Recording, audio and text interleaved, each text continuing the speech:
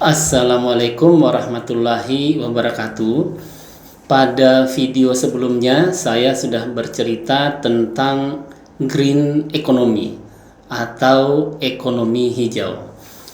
Pada kesempatan kali ini saya akan berbagi cerita tentang blue economy atau ekonomi biru. Apa itu blue economy dan apa bedanya dengan green economy? Ikuti terus video ini hingga tuntas.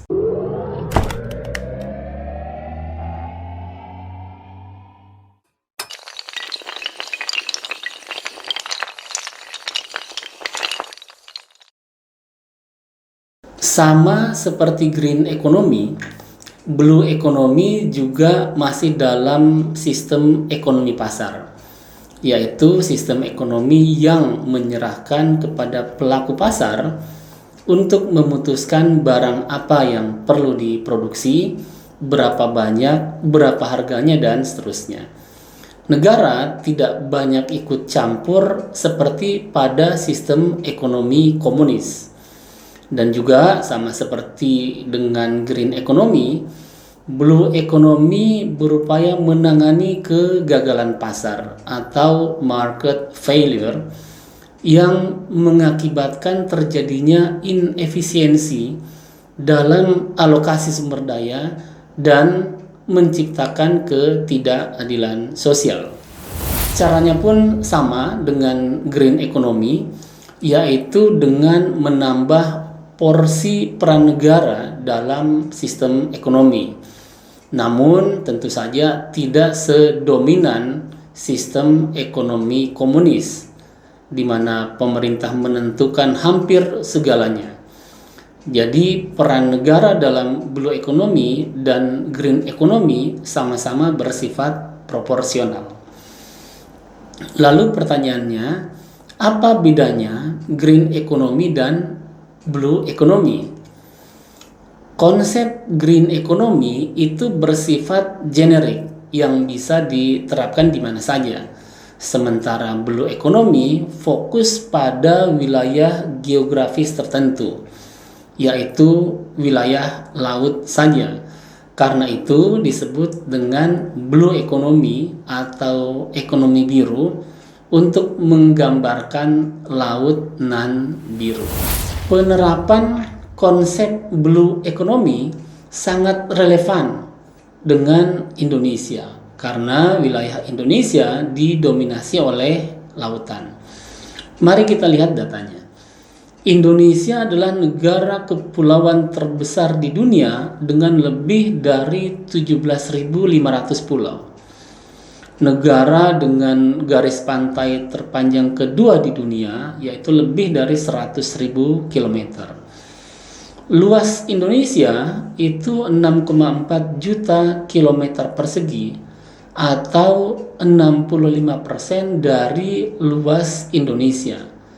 Dan menurut sebuah studi, nilai potensi ekonomi maritim Indonesia diperkirakan sebesar 19.000 triliun rupiah.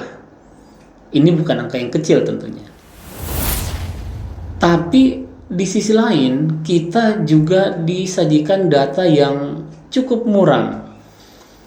Kemiskinan nelayan masih cukup tinggi, penangkapan ikan berlebih atau overfishing masih terjadi, kerusakan ekosistem laut juga masih berlangsung, naiknya muka air laut akibat perubahan iklim, ada juga pengasaman laut atau asidifikasi sebagai akibat dari tingginya emisi CO2 dan pencemaran laut, termasuk dalam hal ini adalah sampah laut. Inilah fakta yang menunjukkan terjadinya kegagalan pasar di wilayah laut, sehingga konsep blue economy hadir sebagai sebuah pendekatan baru. Konsep blue economy pada dasarnya mendorong pertumbuhan ekonomi maritim sambil mengurangi kesenjangan ekonomi masyarakat pesisir. Kemudian menjaga keberlangsungan stok ikan, termasuk dalam hal ini jenis ikan langka yang terancam punah. Blue economy juga menjaga kesehatan ekosistem laut, menangani perubahan iklim, dan pemanfaatan sumber daya laut secara berkelanjutan. Teman-teman sekalian, ada beberapa sektor yang terkait dengan blue economy, seperti perikanan, pariwisata, transportasi, ini termasuk pelabuhan, energi, bioprospecting dan sumber daya genetika laut, dan sebagainya. Untuk sektor perikanan, penangkapan ikan itu mesti dijaga pada level MSY atau Maximum Sustainable Yield, yaitu level keberlanjutan dalam upaya penangkapan ikan. Jika stok ikan telah melewati level MSY, berarti telah terjadi penangkapan ikan berlebih atau overfishing.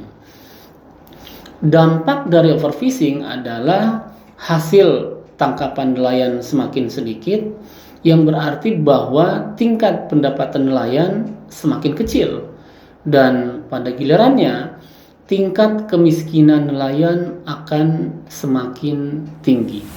Untuk sektor transportasi dan pelabuhan, saat ini sudah berkembang konsep pelabuhan berkelanjutan atau green port yang menekankan pada penggunaan energi terbarukan, baik untuk bongkar muat, pendaratan kapal, maupun untuk ruang pendingin di pelabuhan. Penggunaan energi terbarukan atau renewable energy juga mulai banyak digunakan untuk menggerakkan kapal-kapal laut. Selain itu, Green Port juga memprioritaskan pengelolaan sampah dan limbah di sekitar pelabuhan. Untuk sektor pariwisata laut, pengembangannya terkait erat dengan kesehatan ekosistem laut, terutama dalam hal ini adalah terumbu karang, mangrove, dan padang lamun. Semakin baik kesehatan ekosistem laut tersebut, maka semakin menarik untuk dikunjungi oleh para wisatawan.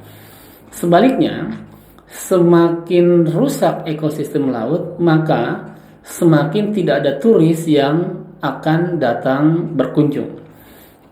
Karena itu, menjaga kesehatan dan keasrian ekosistem laut menjadi syarat utama agar ekosistem laut menjadi penggerak ekonomi biru. Tentu saja harus didukung dengan infrastruktur yang baik dan pelayanan prima kepada wisatawan. Untuk sektor energi, laut merupakan sumber dari berbagai energi terbarukan atau renewable energy, seperti energi pasang surut, energi gelombang, energi arus laut, energi dari perbedaan suhu laut, dan energi panas laut. Pemerintah bahkan memperkirakan bahwa potensi energi panas laut Indonesia itu mencapai 240.000 megawatt. Ini bukan angka yang kecil tentunya. Teman-teman sekalian, ekosistem laut juga berperan penting dalam mitigasi perubahan iklim, terutama dalam hal ini ekosistem mangrove dan ekosistem lamun yang memiliki kemampuan menyerap dan menyimpan karbon yang jauh lebih besar dibandingkan dengan hutan tropis.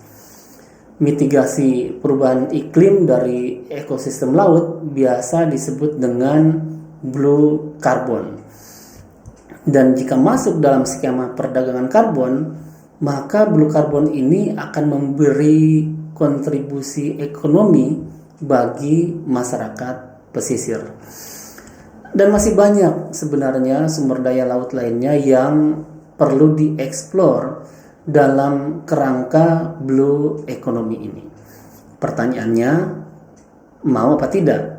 Karena kata pepatah, Jika ada kemauan, maka di situ pasti ada jalan. Where there is a will, there is a way.